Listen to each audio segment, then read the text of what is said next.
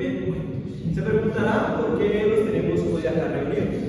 Y es que se lleva a cabo el Congreso Internacional de los Expertos, donde el tema central de este siglo, porque se realiza cada siglo, es a lo que los monstruos lo han llamado falta de personalidad en los humanos. ¿Sí? Porque es que ahora los humanos, a voz de los monstruos, dicen que quieren tomar actitudes entísticas y monstrísticas, argumentando algunos de los siguientes puntos.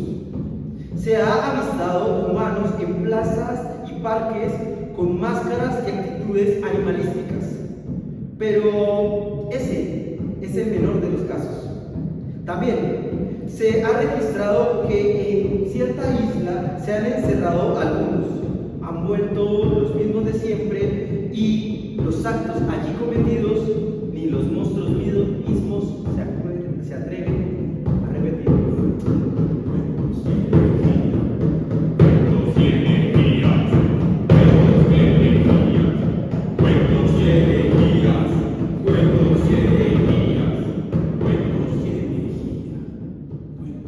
También cuentan que llevan 2 años con un país encerrado y a este país lo han bombardeado por doquier. Bueno, me confirman que no son 2 años, ¿no? Son alrededor de 70 y los muertos son muchos. Así que se rumorea por los pasillos del Monster Conference of the Century, my English is terriblemente good, que la consigna para este año, este siglo, es castigo a la humanidad.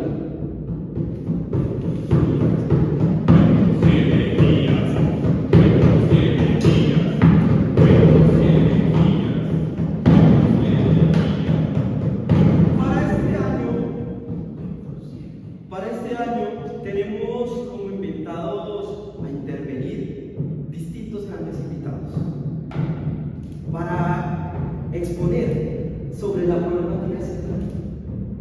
Por la alfombra alfandosa y apestosa desfilaron personajes como el Moán, Changó, el Hombre de las Nieves, la Patasola, el Pocrón, la Llorona, Campos, tal cual, y demás invitados que horrorizaron el acto. Zeus, maestro de ceremonia, después de 4 días de intenso congreso, dirigía el último día. Con la agenda casi completada, se paró en el atril y dijo que la consigna cada vez tomaba más fuerza. Cuentos y energías, cuentos y energías, cuentos y energías, cuentos y energías. Castigo a la humanidad. Todos los pasillos se rumoraba que este año los monstruos iban a tomar la decisión. Así que Zeus llamó al penúltimo testigo. Abrió la sesión diciendo que este testigo era el encargado de cuidar la fauna y la flora que rodea alrededor del río, por la ribera de un río precioso. Dio su hoja de vida y entre casi lágrimas llamó al Moán. Señor Moán, puede seguir. Y el Moán, que se bajó de su silla, empezó a caminar directamente a la tribu. Al llegar, contó lo siguiente, y es que él, durante mucho tiempo, tenía el cuidado del río, que si alguna persona se portaba mal, pues él lo asustaba y salía corriendo. Esa era su misión. Pero durante mucho tiempo pasó que él vivió en paz y que su santuario era un santuario de vida. Pero un día empezó a notar que cada vez el río se hacía más flaco y empezó a hablar con el río y le preguntó que por qué se estaban enflaqueciendo tanto, y el río le contestó que es que llevaba en sus adentros algo que lo estaba haciendo sentir mal.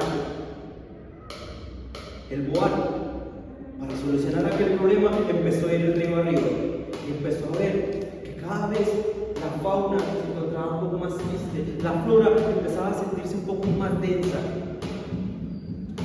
Al llegar a cierto punto, el panorama era tétrico.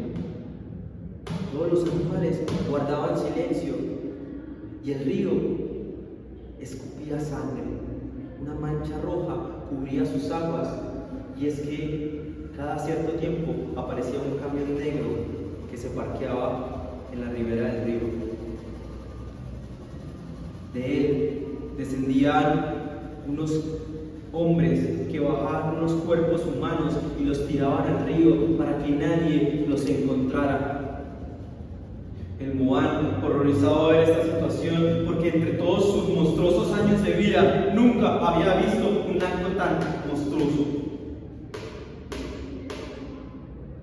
Así que junto con los animales idearon un plan. Iban a esperar el siguiente encargo de aquel camión negro.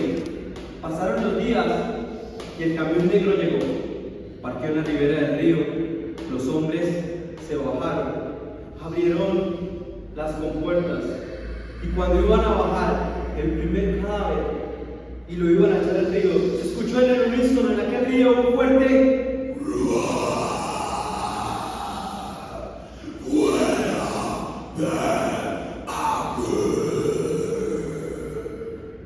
Claro, aquellos hombres no contaban con esto, se subieron para el carro y se fueron corriendo.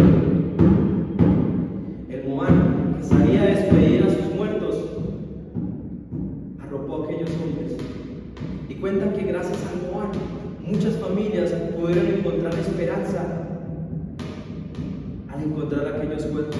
Dicen que el Moán, bastante triste e impactado con la situación, pensó que su santuario, que se había convertido en santuario de muerte, no iba a volver nunca a la normalidad. Y por eso, en el Congreso de los Espectros, la consigna y los demás personajes gritaban: cuentos y herejías, Cuentos y herejías, cuentos y herejías, cuentos y herejías.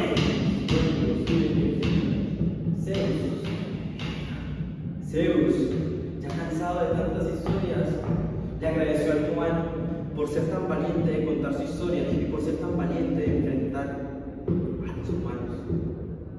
Así que se fue y llamó a la última persona.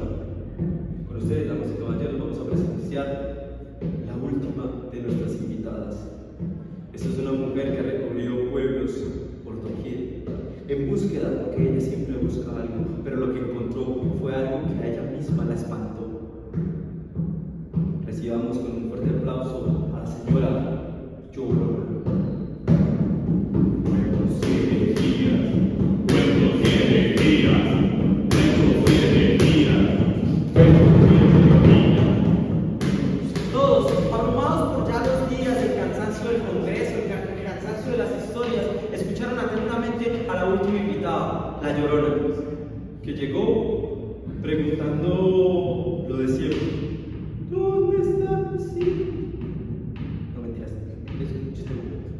La vuelta fue que la Llorona se sentó a explicar lo que había pasado. Y es que ella, en su búsqueda, en lo que tanto había anhelado encontrar, se encontró con esta historia. Y es que ella empezó a escuchar una noche una voz arrugada, carrasposa, de un hombre que también buscaba un hijo suyo.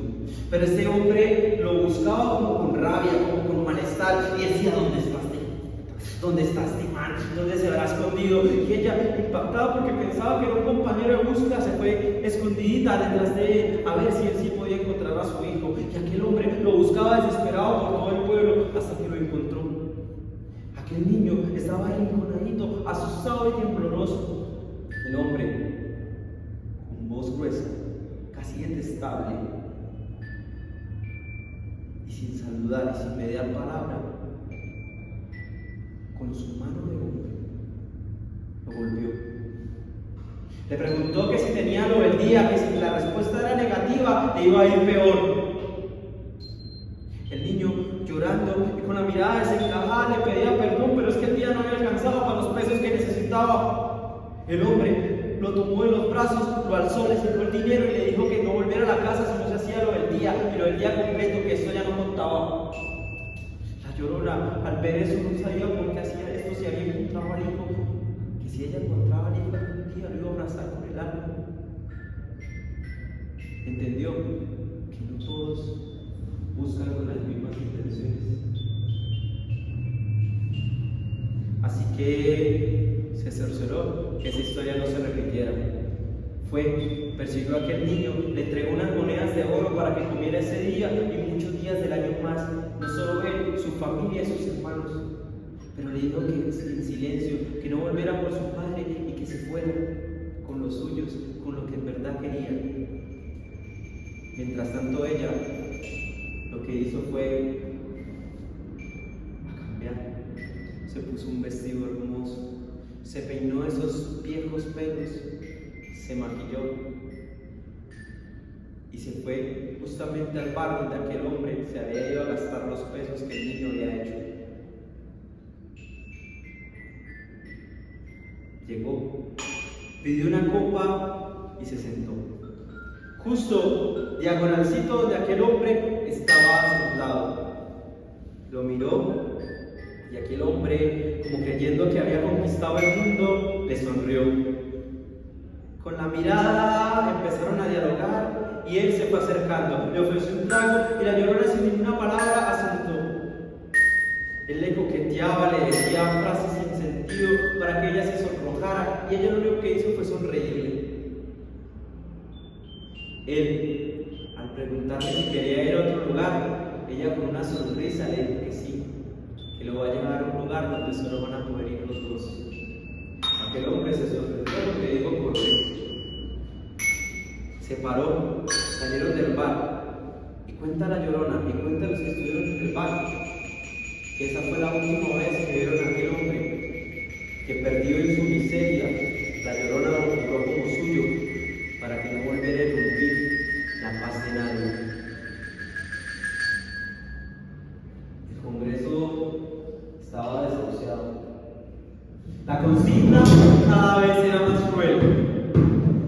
Cuentos y elegías, cuentos y elegías, cuentos y elegías, cuentos y elegías, cuentos y elegías.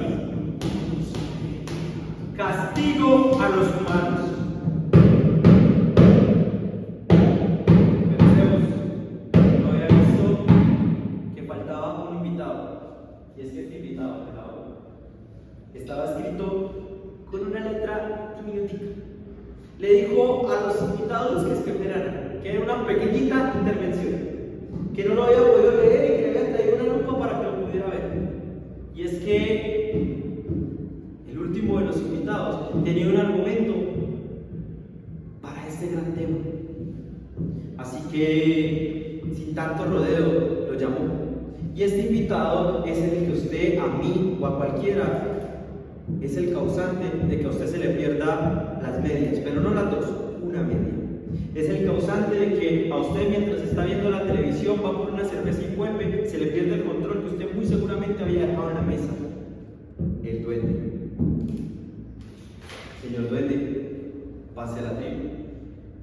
Y el señor duende se puso de pie. Bueno, no se puso de pie. El duende lo que hizo fue bajarse de la silla. Al bajarse de la silla, caminó hacia la tribu. Llegó y como pudo, se puso sobre él. Y contó lo siguiente. Y lo que pasa es que era el duende encargado de hacerle la vida imposible a Pancha. Pancha era una señora que era la encargada de los servicios de un lugar, de una familia bastante de alto valor. Y Pancha todos los días tenía que ir acompañada de aquel duende. Y ese duende lo que hacía era básicamente hacerle la vida imposible. Vean, si Pancha se descuidaba, le salaba la sopa. Si Pancha se descuidaba, le escondía los utensilios de la cocina. Era tan cruel, tan cruel, tan cruel que Pancha contaba las moneditas para el pasaje, se las guardaba en el bolsillo y este rufián se metía, le rompía el bolsillo y hacía que las moneditas de Pancha se perdieran por el camino. Y un día, que el duende estaba cansado, contó que dijo que no le iba a hacer nada a Pancha. Se puso a descansar y ese día a Pancha no la castigó las diabluras de aquel duende, sino las ofensas de su patrona. había recibido, ella miraba el reloj y a las 5 de la tarde, ilusionada, se disponía a irse. Pero cuando se iba a ir, pegó un brinquito como cuando uno se acuerda de algo importante que no ha hecho. Se volvió, fue a la cocina y el duende, que ya estaba listo también para irla a comentar en la casa, se preguntó qué era. La vio tomar maracuyá, hielo, azúcar, y el duende empezó a preguntarse, pues que ella no le preparó el jugo a la patrona. Ella también le preparó la cena al niño. Ella también le dejó el almuerzo al día siguiente al patrón. ¿A qué se volvía Pancha? Miren, y Pancha empezó a preparar un jugo. Lo preparó con las medidas exactas, el hielo exacto, el agua exacta, el maracuyá exacto, el azúcar en su punto, fresco para un día tan caluroso como el día hecho en ese momento. Lo sirvió y a eso de las 5:30 se escuchó un rugido allá afuera. Pancha pegó un brinco, otro brinco, como cuando uno se acuerda o se avisa que alguien ha llegado importante. Sale con la jarra, los vasos, y es que el rugir era un camión de basura, de los cuales 4 de los trabajadores, el Sergio, Pacho, Javier y Cecilio, iban a recoger los desperdicios de la familia. Pancha, sin dudarlo, le sirvió un jugo y el duende miraba con asombro que después de un gran día con tanta miseria, ella pudiera compartir un gran gesto con ellos. Cecilio, el menor, se acordó de que Pancha tenía una nieta y dijo: mire lo que le compré a su nieta, señora Pancha. Salió, le bajó y le dio una muñequita. Pancha, sonriendo, le dijo gracias. Dijo: no, gracias a usted que siempre nos deleita con sus jugos. El duende, al contar esa historia, le pidió un favor al Congreso. Le dijo que sí, que hay muchos actos de maldad, pero que la humanidad no está perdida, que eso que están buscando vive en los actos más pequeños, que como Pancha y esos muchachos lo reparten a donde vayan, que la consigna fuera distinta y que el Congreso, si quería hacer algo, debería apoyar otra idea. Un silencio se hizo en el Congreso de los Espectros. Debatieron. Zeus tomó la palabra, escuchó a todos